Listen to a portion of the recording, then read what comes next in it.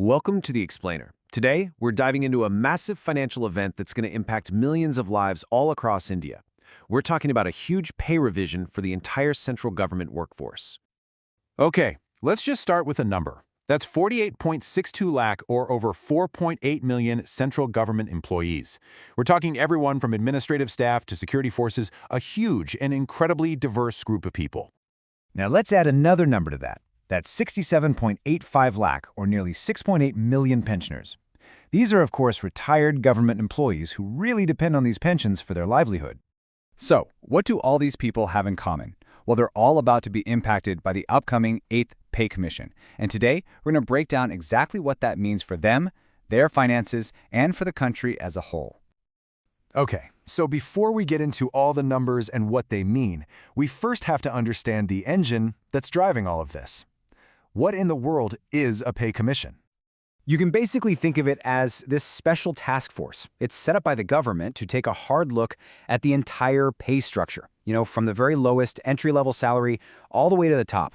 Its job is to recommend adjustments to make sure everything keeps up with the times, with inflation, and just the economy in general.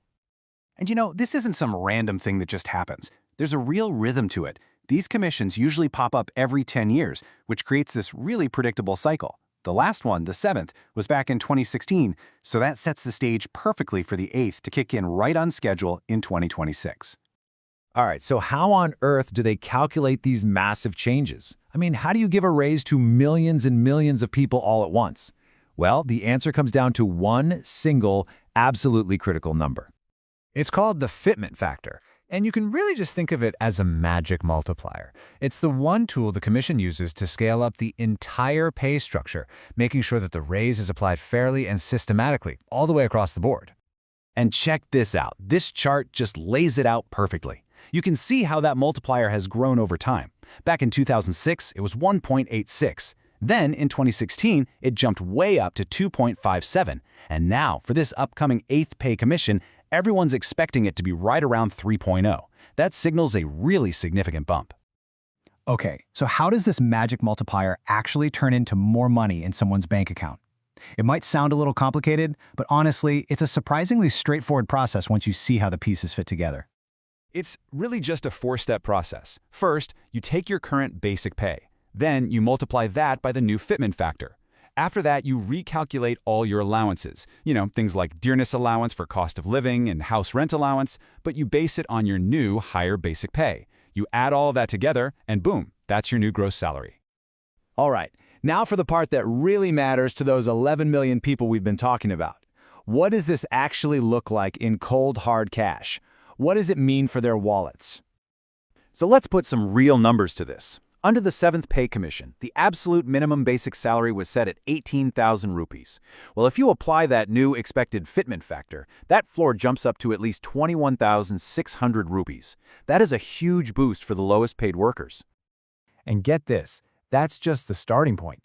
Other factors and recommendations from the Commission could push this number even higher.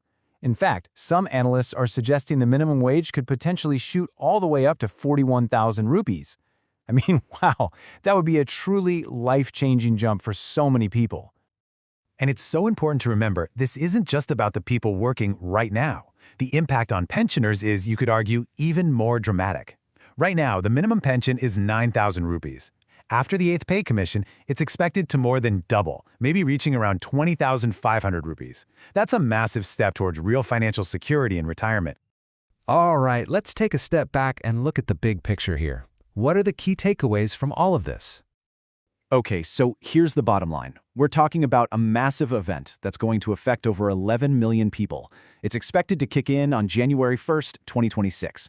The whole thing is driven by that core mechanism, the Fitment factor, which is set to create some pretty substantial pay hikes for both employees and pensioners.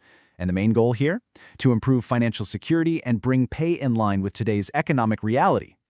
And all of this leads us to one final, really big question to think about. See, when you give a significant raise to over 11 million people all at the same time, you're not just changing individual paychecks. You are pumping a massive amount of money into the economy. So the real question is, what kind of ripple effects will that have, on things like inflation, consumer spending, and on the overall growth of India's economy? It's definitely something to watch.